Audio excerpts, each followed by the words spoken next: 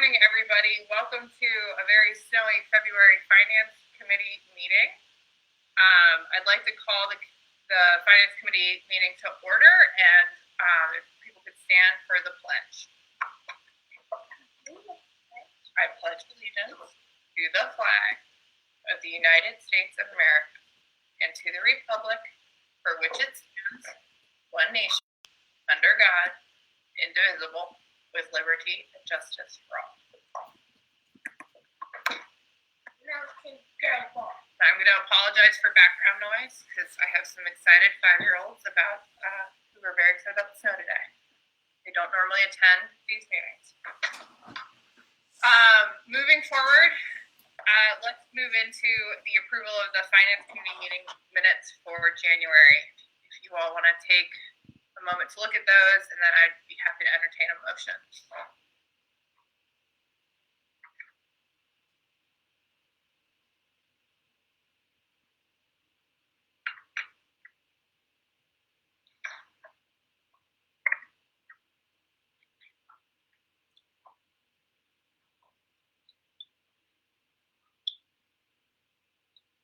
Anybody like to make a motion to approve the minutes? So moved. Okay. Heard that. Thank you. Minutes have been moved and seconded. All in favor of approval of the board minutes, say aye. Aye. All opposed, say right. Any abstentions? Okay. Moving into our briefing item. Michelle is going to walk through the hedging report for the fourth quarter. Good morning. Thank you, Ms. Black. If you'll look behind tab 2, you will see the diesel fuel hedging report as of December 31st, 2020.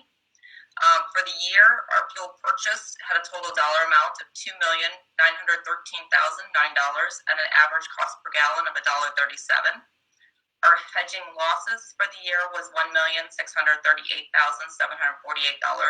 or 77 cents a gallon, for a net fuel cost of $4,551,757 and per gallon cost of $2.15. The budget for 2020 for fuel was for $5,289,298 with an average cost of per gallon of $1.99. And we were favorable for the year by $737,541,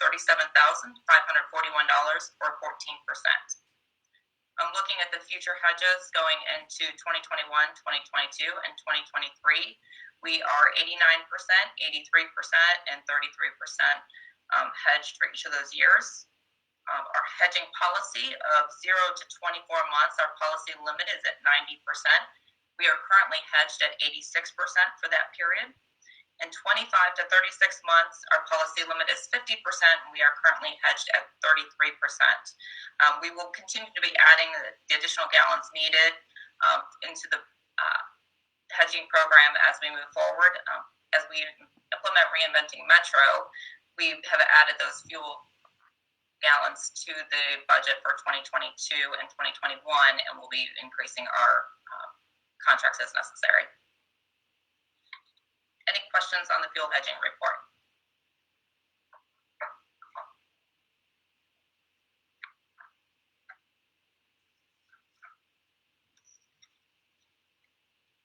I don't have any questions, but I wonder if Michelle, I should have said this before, I'm sorry. Any background that our new board members needed or anything like that around fuel hedging? Sure. So we do not take any speculative positions in our fuel hedging. It is strictly to hedge our positions and it's used as a budgeting mechanism to make sure that as we're looking into the future years that we are budgeting appropriately and just smooths out any volatility in pricing. Thank you. Sorry. That's it. Trying to remember what it was like being new, trying to figure all of this out. Appreciate that. Anybody have questions about fuel hedging? One of our favorite conversations. I would like to know what is meant by hedging. Don't want to take up too much of your time, but just as a new board member, just kind of give me an explanation of what do you mean by hedging? Sure. So there's futures contracts out there in the marketplace that we can purchase that locks in our fuel pricing for future periods. So we've locked in a lot of our pricing for 2021, 2022, and 23.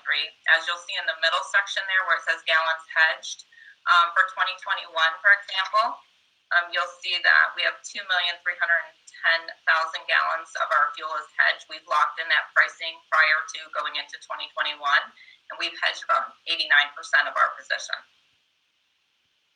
Does that help explain, or do you have any other questions?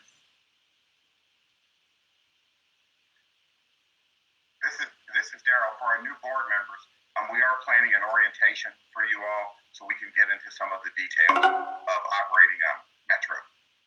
Thank you, sir. Thank you, Michelle. Appreciate that. Okay. Hello. Okay. I apologize. My name is Chelsea. Thanks for giving us the breakdown. I just have a really quick question. Is this based on last year's ridership, or do you anticipate ridership to come and then hedge it based off of that? So it's based off our budgeted ridership for this year and also for future years. So as we are rolling out the Reinventing Metro plan in 2021 and 2022, we have included those future costs of increased service also into the budget for 2021. So we'll be hedging those additional gallons as needed as well. You're welcome. Okay. Moving on to the finance report for January 31st. Great. Michelle, I don't know if you need to do an intro around this as well. Sure, I'll be happy to. So every month, I'll go back a second on the fuel hedging. We provide that report quarterly. So as you saw, that was for December year end. We'll be doing the next one in April. Our financial results we'll provide to you every month. So this is our monthly update on the results for the month of January 31st. So we do try to start off with some good news. Even in finance, we like to have some good news. We received our first payment for the Hamilton County sales tax in January. This was for the October sales tax revenue, and it came in slightly higher than we expected. We were booking off of projections provided to us by the University of Cincinnati's Economic Center. So we were excited to see that the first month came in a little bit higher than expected, but there is volatility to it, so we'll continue to be very diligent and watch that closely. We were also excited to announce that the Empowerment Fund began in January with the first donation of $42,000. This is the monthly portion of the $500,000 annual amount that SORTA has committed to that fund. And with some good news, we do still have some challenges. As we all know, COVID has not gone away. We continue to feel the financial and operational impacts of COVID on ridership and contract service. In particular, CPS continues to be a challenge with their constant changing of in-classroom versus virtual learning schedule. We understand their situation and try to accommodate as they have to make necessary changes. We make our necessary changes as well. Michelle, can you tell me more about that first donation? Sure. So the $42,000 is, if you'll recall, is part of the Reinventing Metro plan. SORTA committed to providing $500,000 every year to the Empowerment Fund to assist our social service agencies with ridership, providing rides to their constituents. So with that, we made our first monthly amount to that fund, which was $42,000. So we'll be making that amount every single month going forward. This is SORTA's contribution to the $500,000. That's correct.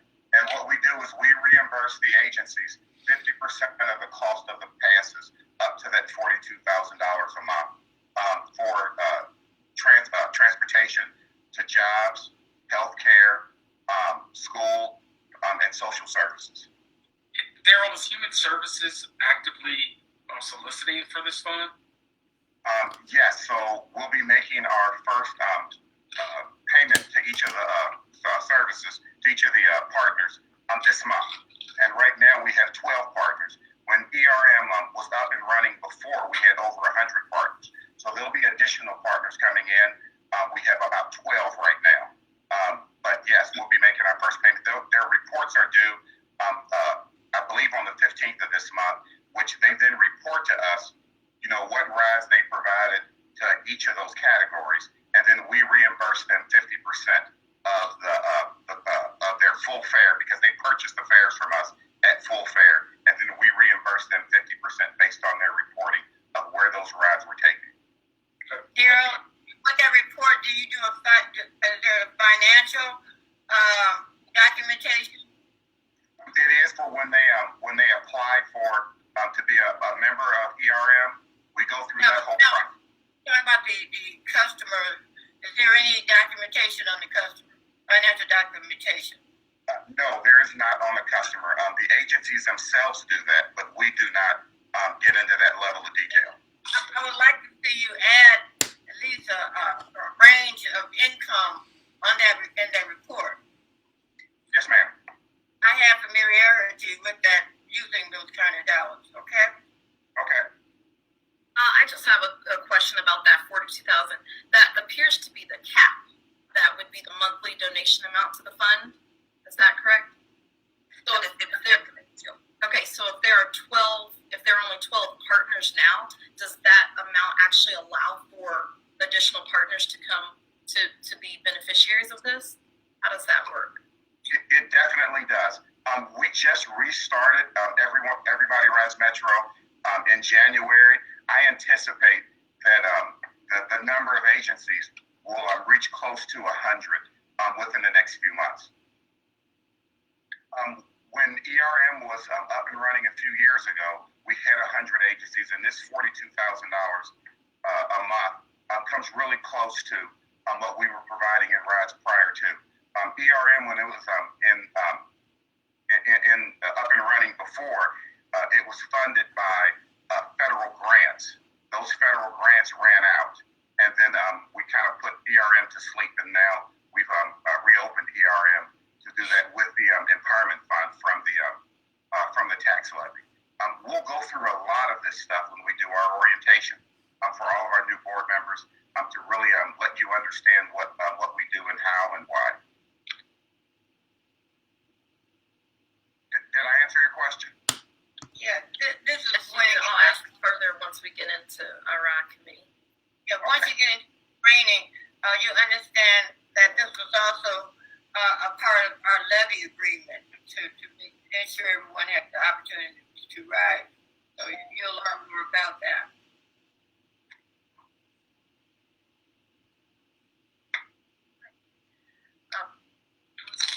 Moving on to the actual statement of operations, you'll see that SORTA's financial report for the 1 month ending January 31st is below. The total revenue of $9.5 million was unfavorable to budget by $666,000, or 6.5%. Total expenses of $8.4 million was favorable to budget by $1,805,000, or 18%.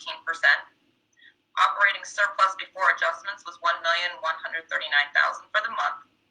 Estimated $7,476,000 from the sales tax revenue was reported for the month. Capital revenue was reported to offset the operating surplus in order to build the capital reserve. Some of the most significant factors driving the results for the month: fare revenue was unfavorable to budget by $25,000, or 3.5%. Metro fare revenue was unfavorable to budget by $14,000 as a result of fixed route regular ridership that was 4.3% unfavorable to budget. CPS contract revenue was unfavorable to budget by $636,000, or 80.1%, due to CPS's decision to return to 100% virtual learning starting November 3rd, partially offset by past revenue for the month. CPS service is set to begin on February 16th with a hybrid of an in-classroom learning schedule Tuesdays to Thursdays and virtual on Mondays. Non-transportation revenue was favorable to budget by $38,000, or 61%, due to rail billboard advertising.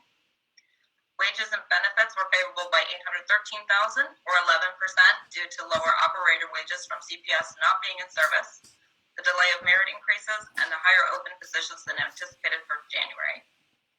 Parts and supplies was favorable by $160,000, or 25%, primarily due to revenue vehicle parts of $40,000. Building maintenance parts of $36,000, and print material of $22,000 under budget. Fuel and lubricants was favorable by $98,000. or 24% as a result of lower miles driven due to CPS returning to 100% virtual learning. Is there any questions on the monthly financial report?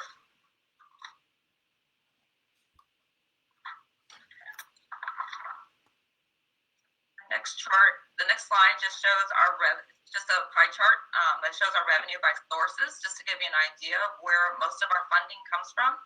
As you'll see, for the month of January, 78% of our funding came from the sales tax revenue.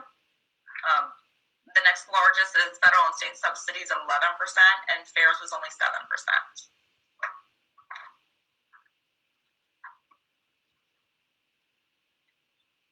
Remind me what percentage fares are normally in a non-COVID year. Normally, they're about 13 to 15%. Okay, thank you. You're welcome. And then you'll see on the next slide is our capital projections. As I mentioned, we are using $1,139,000 from the sales tax for this month to be used towards our capital.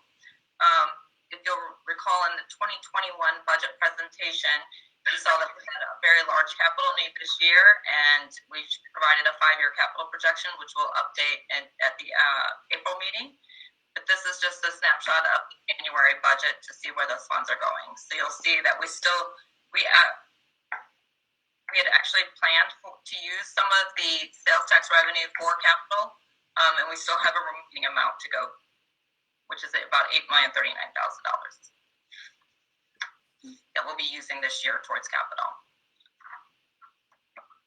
So for our new board members, the sales tax is the month it's collected, we don't actually see the funds for 3 months. So the sales tax dollars that were collected in January, the funds won't be transferred to us for 3 months until April. So we accrue, in the financial statements, we accrue what we anticipate we'll get in sales tax dollars, and then there'll be an adjustment once the sales tax dollars actually come in. And also, the fares on the bus are about 13%, but once you put in all of our contract revenue and whatnot, our fares make up about 35% of our total revenue. Thank you for clarifying, Daryl.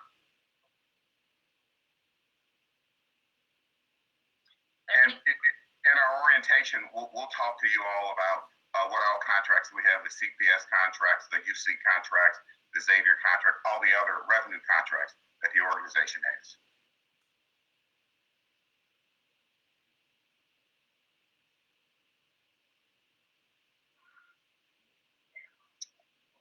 Thank you, Michelle. Let's move on to our action items. The first is the investment of funds report for January 31st. Thank you. Behind tab 4, you'll find the investment of funds report for the month ending January 31st, 2021. SORTA's cash and investment balance was $38,846,536, yielding a return of 0.12% and average days to maturity of 25 days. The investment income for the month of January was $4,143, which is also year to date. We had an increase in cash from December to January of $424,248. Any questions on the investment of funds report?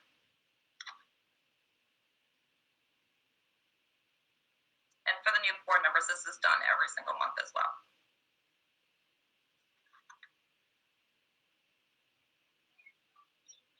No, this looks good to me.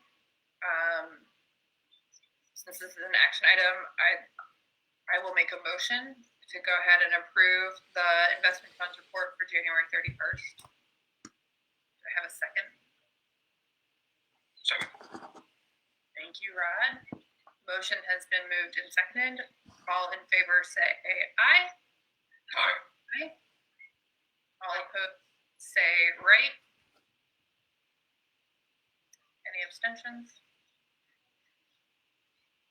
Okay. And then moving to looks like our final action item is a proposed resolution for approval of appointment to the Ohio Transit Risk Pool Board of Trustees. Michelle. Thank you, Heidi. We are seeking approval of a resolution that appoints TJ Thorne as an alternate trustee to the Ohio Transit Risk Pool, also known as the OTRP, Board of Trustees to serve and vote in the absence of voting trustee Daryl Haley, the CEO, or alternate voting trustee, myself, as CFO.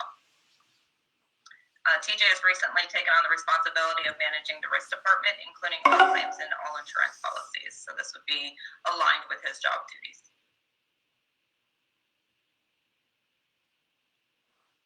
Anybody have questions about the appointment? Michelle, did I just cut you off? I'm sorry. Good.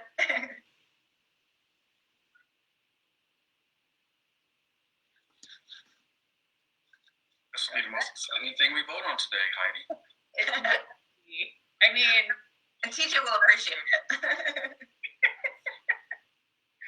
great. I would like to make a motion to approve the appointment to the Ohio Transit Risk Pool Board of Trustees. I second it. Thank you for the second. All in favor say aye. Aye. All opposed say right. Any abstentions? Okay. Congratulations, TJ. This does not, I assume this does not go to the full board. Is that correct? Well, it does. It goes to the full Oh, board. it does. Okay. Can we put this on the consent agenda then, please? Yes. Cool. And unless there is other new business, we're at the end of. Daryl. This is Daryl. I'd just like to welcome our new board members. Thank you for being a part of our board. We look forward to your leadership and really implementing and reinventing Metro and changing our region and changing the vision of transit in our region. So welcome aboard. Thank you. Thank you. It is an exciting time to join this group. So thank you for being here, and I apologize for not doing that at the beginning. I was thrown off. Awesome. Well, I think we can adjourn this meeting and see you all back in 7 minutes for the Planning and Operations Committee. Heidi, do we stay on? Should we stay on this? Or do we have to log back in? I'm going to defer that recommendation to somebody who is more than Everyone can stay on. We are just going to take a mini break. So about a 7-minute break, 6-7-minute break, and we'll come back at 9 for planning and ops. So if you want to mute or take your screen off, feel free to do so. You have a break. Just everyone, just please be back on by 8:59 or 9 o'clock.